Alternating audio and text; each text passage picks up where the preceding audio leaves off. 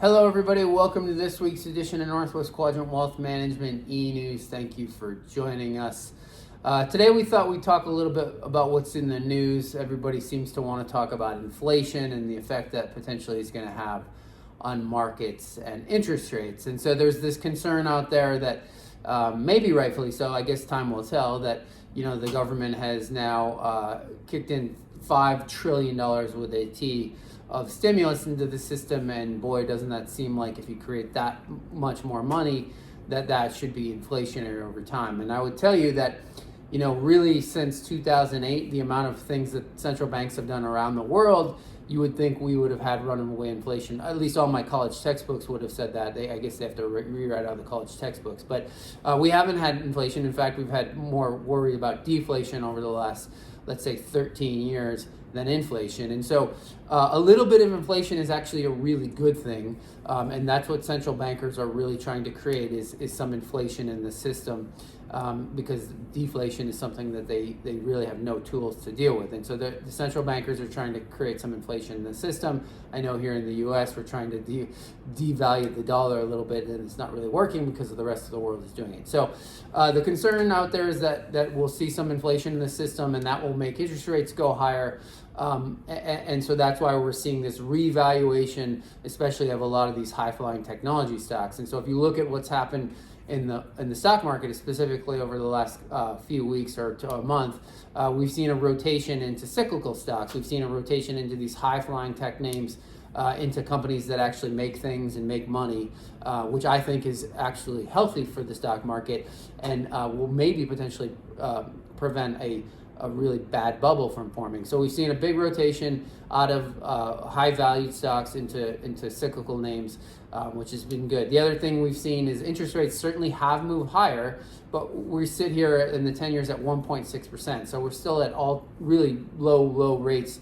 It's just the move that everybody's worried about. But the yield curve is steepening, meaning the short end of the yield curve the rates are really low, and the long end of the yield curve rates have moved higher, which is good for an economy. Financials are doing well because of that.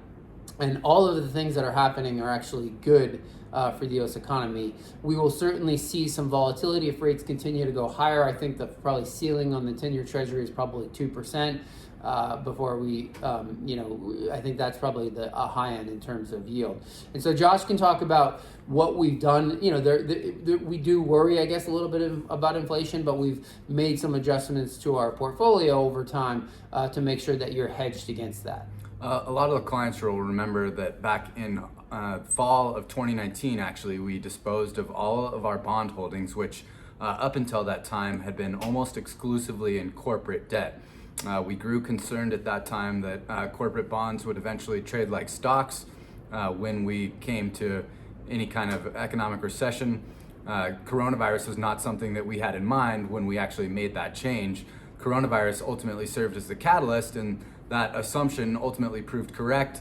LQD, sort of a proxy for the corporate bond market, actually traded lower than the S&P, falling almost 40% at its nadir there. But we, at that time, switched our bond holdings exclusively to very short duration treasuries, and we hedged that with pretty significant exposure to treasury inflation protected securities.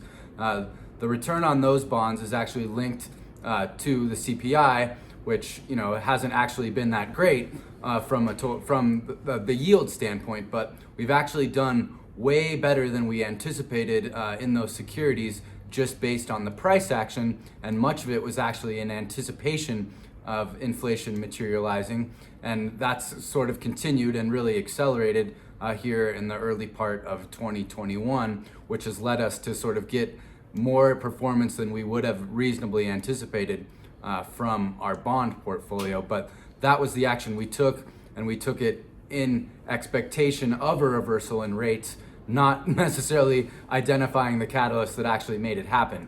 But we sort of highlight that to know that, here in a quarter where the aggregate bond index has actually traded about 4% lower, and many people are wondering, not many investors are wondering why their bond holdings continue to sell off. And that's just because the aggregate bond index itself has a much longer duration than it has really at any time in recent history. And we want our clients to know that your bond holdings are not participating in that sell-off. They actually have a positive total return year to date as a result of some of the tweaks we actually made 2 years ago. Yeah, and the other hedge that people think about when they think about inflation is commodities, specifically probably gold, and we just look at that as the risk return profile for that doesn't make sense for us to add to portfolios. We have exposure to those markets in our ETFs through our equity holdings, but we're not going to go out and put commodity specific exposure in the form of an ETF. We just don't think that makes a whole lot of sense at this point. So as always, if you have specific questions about your situation or want to talk about your accounts, give our office a call. That number is 800-743-0988, and we'll be back here in 2 weeks.